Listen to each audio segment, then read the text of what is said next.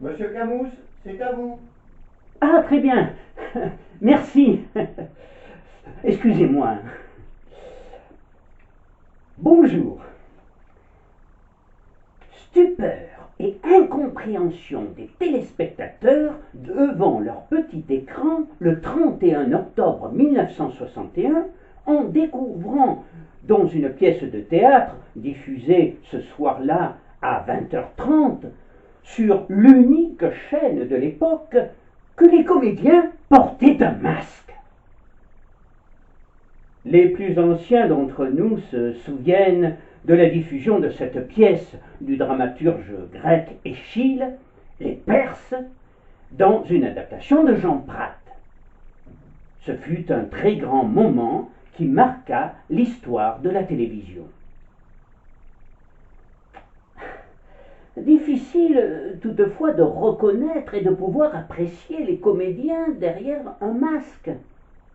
Des comédiens souvent de renom, tels que François Chaumette et Charles Denner, qui renouaient toutefois avec la tradition des masques grecs dans le théâtre antique.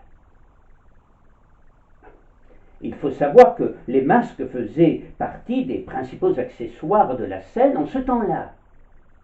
Ils permettaient aux spectateurs d'identifier plus facilement le personnage représenté, le vieillard, la jeune fille, le méchant, et de ne pas assimiler à un comédien qui par ailleurs pouvait jouer plusieurs rôles dans la même pièce ou être interchangeable. À l'origine toutefois, le masque avait une fonction funéraire. On le retrouve dans les nécropoles d'Égypte comme dans les tombeaux de Mycène. Il se résumait le plus souvent à une simple feuille d'or déposée sur le visage des morts illustres pour mouler leurs traits. Sous le Moyen Âge, pour nos rois, puis de façon plus courante, on pratiqua des moulages de visage.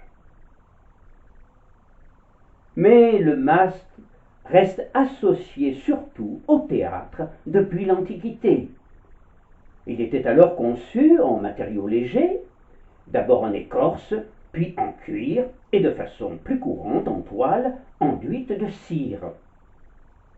C'est Venise, la Sérénissime, qui inventa le masque de velours ou de satin d'or porté pour le fameux carnaval ou lors de bals masqués. En France, les bals masqués apparaissent dès le Moyen Âge, et on se souvient notamment du tragique bal des Ardents en 1393. Mais c'est à la Renaissance que le masque devint à la mode, surtout grâce à la Commedia dell'arte, née en Italie, et c'est aussi sous la Renaissance que les bals masqués prendront une véritable ampleur, d'abord en Italie. Le mot mascarade. Le mot mascarade vient d'ailleurs de l'italien maschera et a deux sens. Une mascarade est un rassemblement de personnes déguisées et masquées dans le but de faire la fête. Mais aujourd'hui, il est employé plus fréquemment pour désigner une mise en scène trompeuse, un simulacre. On dira par exemple, à propos de la façon de rendre la justice dans certains pays autocratiques, ce procès est une véritable mascarade. En France, ce sont des artistes appelés à la cour par François Ier qui, en même temps que les masques, introduisirent les mascarades, dans le premier sens du terme, à savoir les bals masqués. Parmi ces artistes, le peintre florentin Rosso Fiorentino et le grand Léonard de Vinci.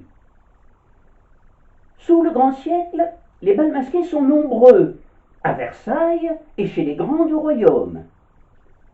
On peut citer notamment celui donné le 15 janvier 1661 par Nicolas Fouquet puis le bal de l'opéra, créé par une ordonnance du régent en décembre 1715.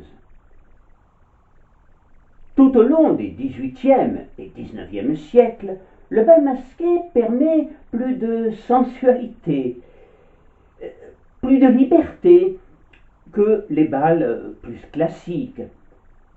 Le masque, en procurant l'anonymat, pouvait susciter une ambiance de libertinage.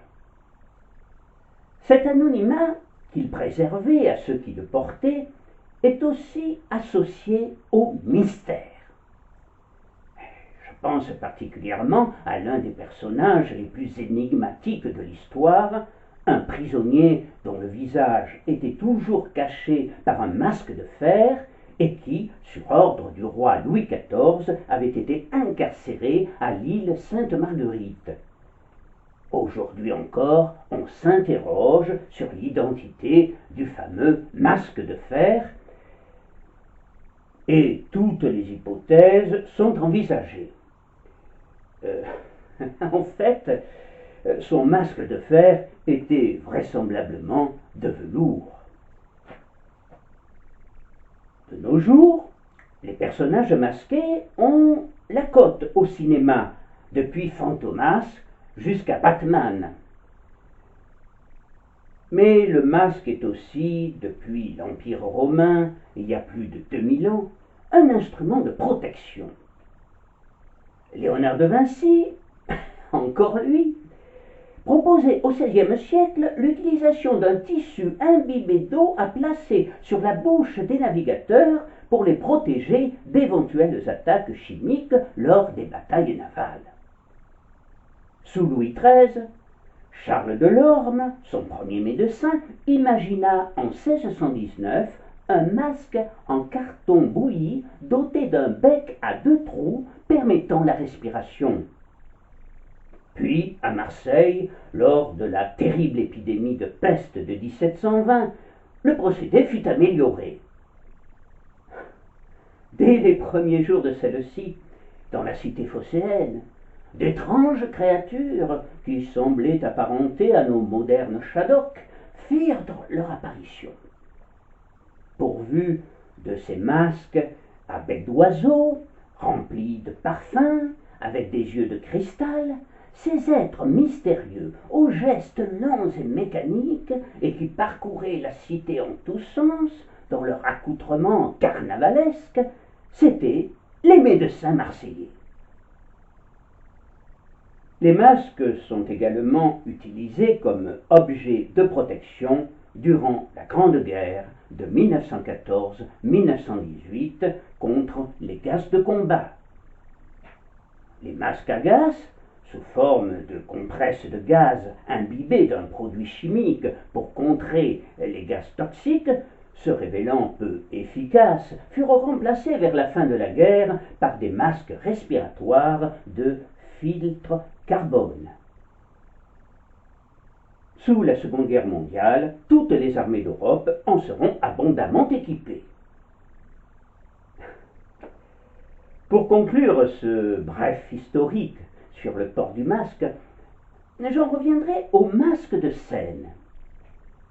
Il semblerait bien que, de nos jours, seul ou presque, le théâtre oriental, avec son mélange subtil d'expressions orales, de mouvements gestuels et de danse, celui pratiqué notamment en Chine, en Corée et au Japon, avec le théâtre No et le kabuki, perpétue cette tradition ancestrale.